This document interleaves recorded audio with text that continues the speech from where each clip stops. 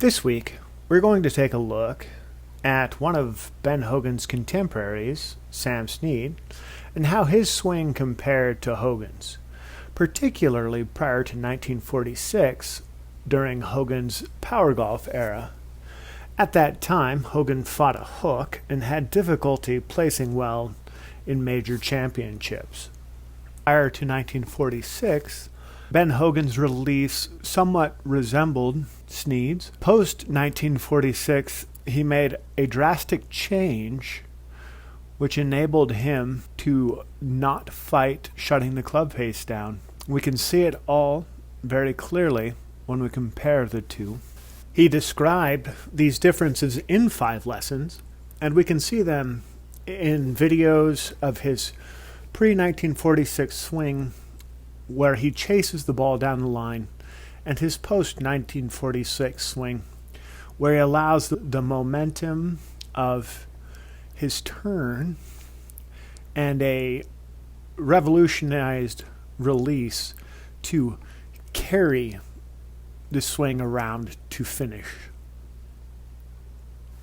All of this, of course, is in 5 lessons, and we'll be getting into that by the end of this video, as well as in future installments.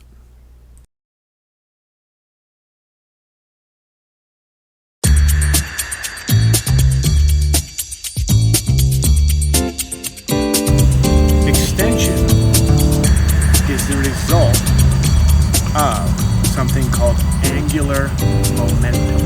Because we can't on Earth give enough speed to these little spacecrafts, we need the big planets around us to help us a little. Here we have Saturn. And if we have a little spacecraft and we make it fly by close, then what actually happens is it will, due to the gravitational attraction of Saturn, acquire a kick in velocity, and that is a gravitational slingshot. And we make it fly by close, then what actually happens is it will, due to the gravitational attraction of Saturn, acquire a kick in velocity, and that is a gravitational slingshot.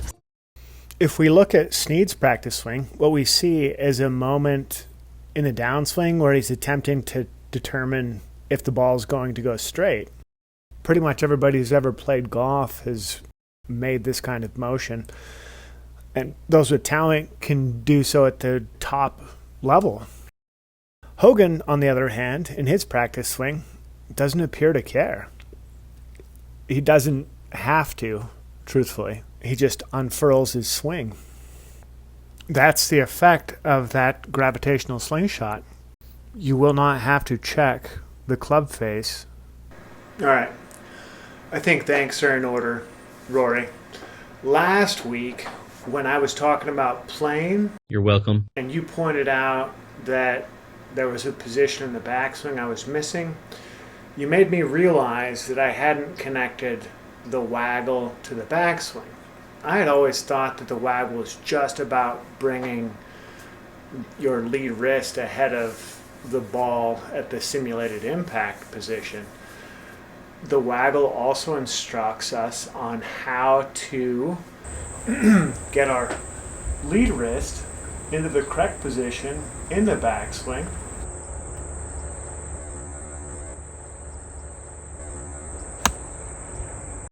The motion I made is an exaggeration of Hogan's instructions.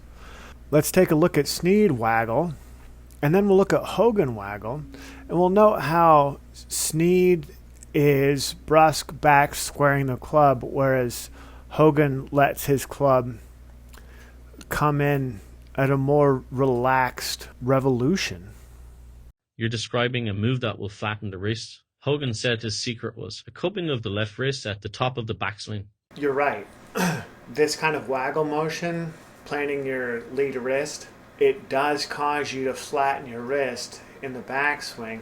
And yes, Hogan did say in that Life magazine article that his secret was cupping the wrist at the top of the backswing. However, there's one cipher left in the 5th chapter, and that cipher shows us exactly why Hogan cupped his wrist at the top of the backswing. We know that golfers aren't using Hogan's methodologies because we don't see anybody waggle like this. We've only just scratched the surface. Subscribe now as we delve deeper than anybody ever has into Ben Hogan's masterful 5 lessons, the modern fundamentals of golf.